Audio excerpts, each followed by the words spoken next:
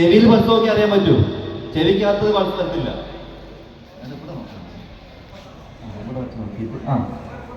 Pulse ഉണ്ടോ? അപ്പൊ ദിവ്യ കൊടുക്കണ്ട. പൾസ് ഇല്ല. എന്നിട്ട് കൊട്ടി വിളിക്കേ. എണീച്ചില്ല. എന്നിട്ട്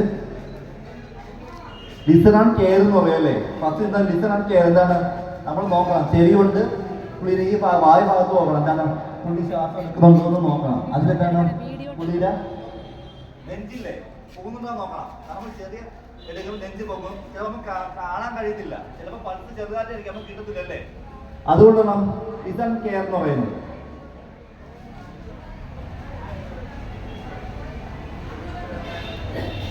നെഞ്ച് പോകുന്നത് അറിയാൻ പറ്റും മാഡം ഇങ്ങനെ നോക്കിയാൽ? അല്ല മാഡം, ഞാൻ പറയാം ലിസൺ കെയർ ഇവിടെ നമ്മൾ നോക്കാം. സൈഡ് വ്യൂ ആണ് നോക്കോളൂ. സൈഡ് വ്യൂ നോക്കണം. ചേച്ചി അപ്പുറത്തെ ആളല്ല, ഗോഡ് മാഡം ഇങ്ങോട്ടാ നോക്കുള്ളത്. പുള്ളിയുടെ ലിസൺ കെയർ ആണ്. നമ്മൾ ഇങ്ങോട്ടാ നോക്കുക. പുള്ളിയുടെ നെഞ്ച് പൊങ്ങുന്നതോടെ ഇങ്ങോട്ടാ നോക്കുള്ളത്. അപ്പൊ നമ്മൾ ചെവി വെച്ചിട്ടുണ്ടാണ് ഇങ്ങോട്ട് നോക്കണം. ഇവിടെ ചെവി വെക്കണം. ചെവി ഇവിടെ വെച്ചിട്ട് അങ്ങോട്ട് നോക്കണം. അങ്ങോട്ട് മുഖം നോക്കാം.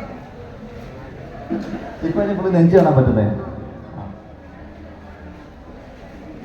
ഓക്കെ, ഒന്നുമില്ല. ഇപ്പൊ CPR സ്റ്റാർട്ട് ചെയ്യാം.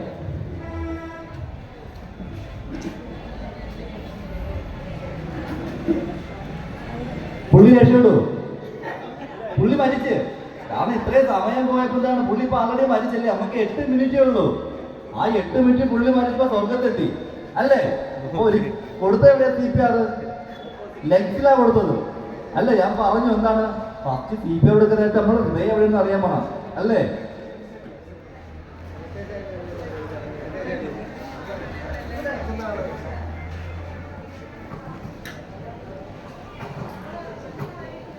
ഇയാള് ചാവുന്നത് നല്ലതല്ലേ. കാരണം CPR കൊടുത്താലും രക്ഷപ്പെടുത്തില്ല. വേണം നമ്മൾ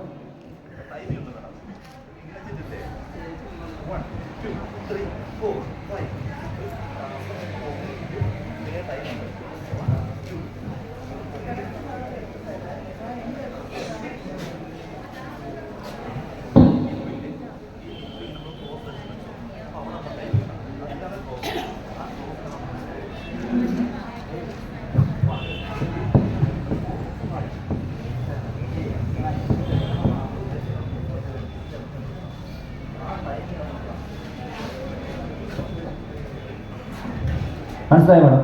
ചെയ്യാമോ? തൊട്ടെ ജസ്റ്റ്. കാരണം സ്ത്രീകളാണ് ഏറ്റവും ചെയ്യാനുള്ളത്. കാരണം നമ്മൾ വീട്ടിൽ എപ്പോഴും സ്ത്രീകളായിരിക്കും.